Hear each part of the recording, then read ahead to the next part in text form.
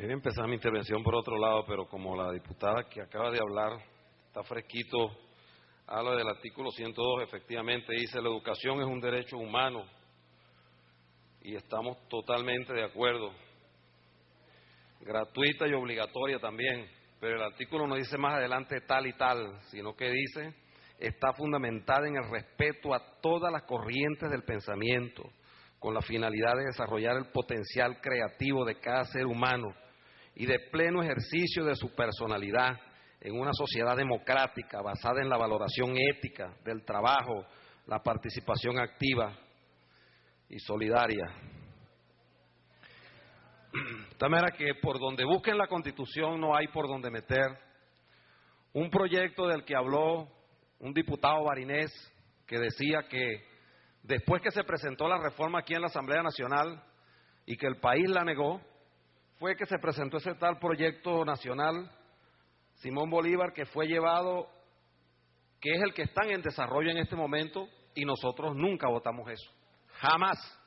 Usted tiene el derecho, por ahí búsquese las grabaciones como siempre hacen, o traiga los derechos de palabra donde estamos nosotros votando eso. Mira que ese proyecto es la negación de la Constitución. Y ponerle la mano a la Universidad Autónoma es un plan que ha estado siempre en las manos del gobierno y que se ha acentuado ahora en los últimos tiempos. Allí se creó un movimiento llamado M28, allí se han hecho cualquier cantidad de cosas y no han podido. Y elecciones tras elecciones y no ha podido el gobierno entrarle a la Universidad Central de Venezuela y a las universidades autónomas del país. Si José Gregorio Hernández estuviese viendo este debate o donde lo esté viendo, o José María Vargas, entre otros, que no vienen precisamente de la oligarquía ni de la burguesía, como decían, que se trata es de que vayan los hijos del pueblo. Yo creo que todos los que estudian en la Universidad Central de Venezuela y en las universidades públicas son hijos del pueblo. Yo veo hoy más hijos de incluso quienes viven y hacen vida en el Parlamento, en las instancias del poder, en los colegios muy caros de la que ustedes llaman la oligarquía, que los que tienen una visión distinta. Mira que en la Universidad Central y en las universidades públicas han estudiado mis hijos, y yo me siento orgulloso de que eso haya ocurrido, porque ¿qué tiene que ver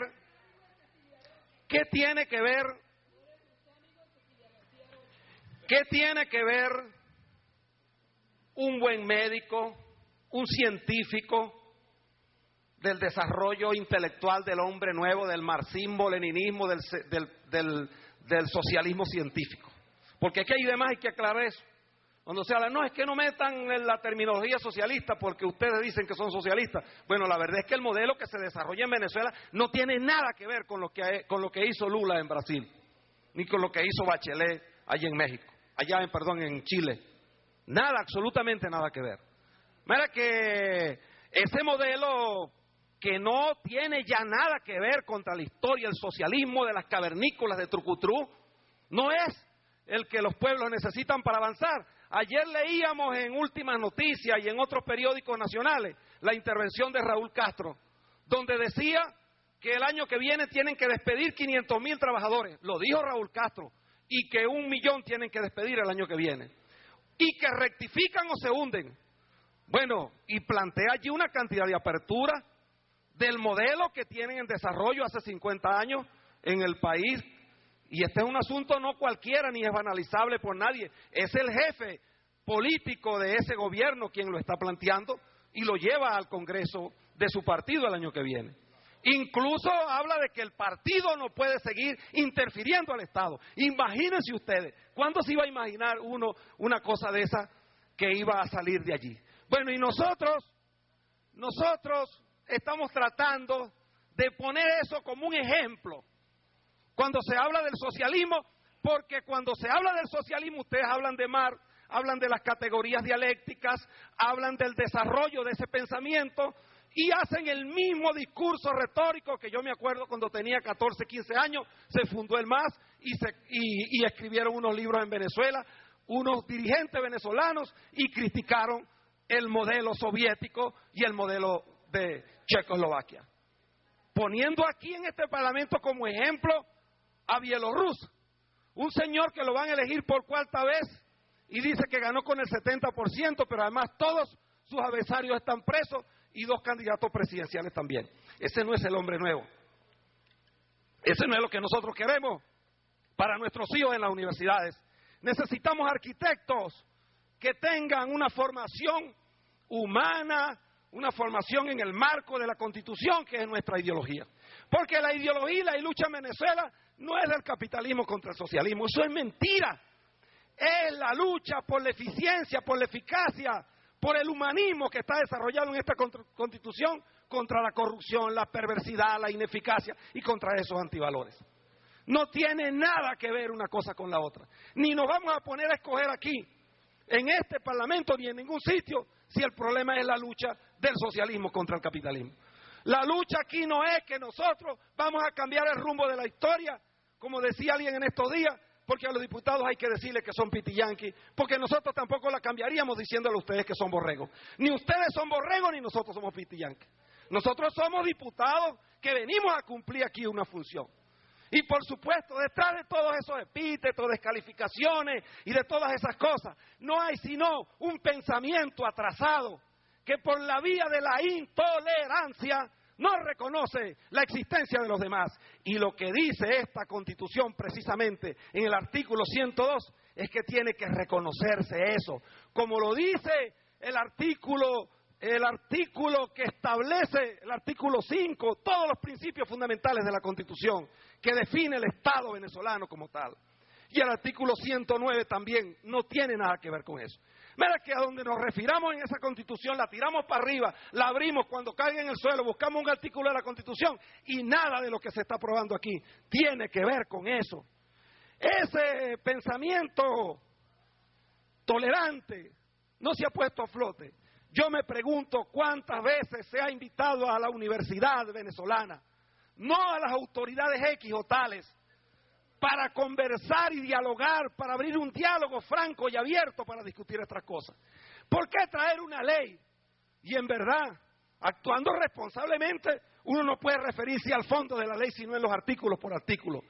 Lo que estamos cuestionando fundamentalmente esta tarde, además de algunas cosas que vimos allí por encima, es la manera como una ley de educación se va a decir, ya la sociedad se consultó, porque se le consultó a una parte del país.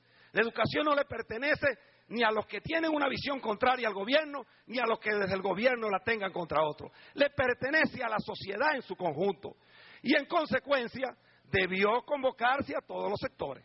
Todavía incluso pueden, así como ustedes hacen y traen aquí, bueno, tráiganse a los rectores, a los estudiantes, de todo el pensamiento para que debatan aquí en este Parlamento. Hay chance todavía, en los distintos artículos que se van a discutir. Si de verdad no se tiene miedo al debate, porque yo sé que debatir y decir cosas para quien es intolerante produce irritabilidad, recurren a la descalificación, porque es la manera más fácil de actuar. Y esto no es todavía el Parlamento alemán, el Reichstag del año 33, independientemente de lo que sea. Venezuela es un país democrático, profundamente, con una visión democrática. Y las sociedades no se les puede imponer al Estado visiones que el Estado pueda tenerlas. Un gobierno puede ser socialdemócrata, socialcristiano, de centro, de izquierda, de derecha, llamarse como se llame. Pero el Estado, ese es el gobierno. Pero el Estado está definido como un Estado democrático y la sociedad venezolana es democrática.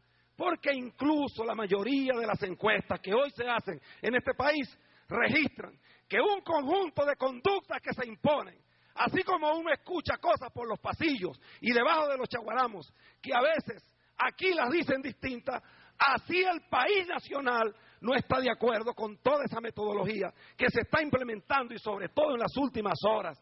Empezaron con las leyes del poder popular, no son ninguna leyes de ningún poder popular.